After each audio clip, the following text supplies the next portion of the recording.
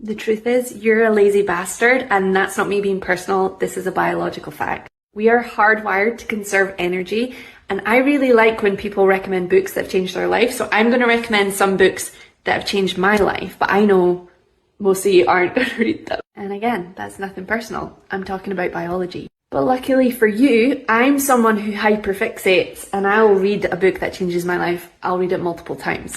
And so out of these books, I'm not just going to tell you they were good. I'm not going to rate them. I'm not going to put them in order.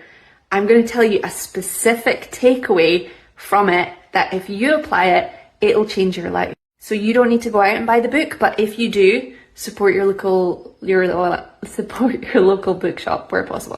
Complete works of Florence Scovel Shinn. Specifically, the word is your one. Life-changing takeaway, you combine with what you notice. If you notice failure, you combine with failure. If you notice success, you combine with success. If you focus your day noticing why things don't work, on why things are going wrong, you're quite literally combining your identity with things going wrong, and vice versa.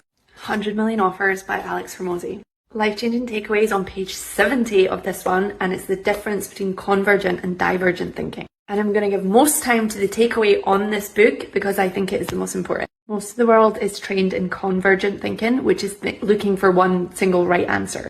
If you or your kids or someone you love in your family or someone you know is neurodivergent, and I know this wasn't the point in the book, but I'd like to stress it here, you're wired for divergent thinking. That is to see 1,000 different paths from one single point. Neurodivergence is the ultimate gift in quantum probability.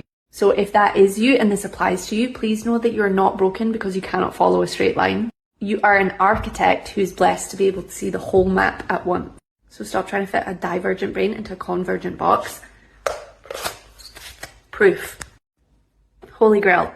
Patterns for Problem Solving by Richard Bandler and Owen Fitzpatrick. The most pervasive and important of these constraints is how we represent our experience to ourselves. How you apply this to you, the problem is never the thing happening. The problem is the limited internal map that you are using to navigate it.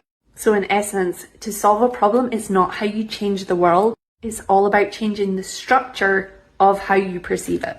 Healing the Shame That Binds You by John Bradshaw. Key takeaway that's going to change your life. Toxic shame is no longer emotion, it is a state of being. It is the belief that one is fundamentally flawed and defective. Toxic shame can only survive in the dark corners of your history. And healing requires you exposing it to the light of the conscious mind. Once you look at it, you realize you aren't bad. You've just been running a shame script that wasn't ever yours to begin with. And I've got more of these, so let me know if you want to see them.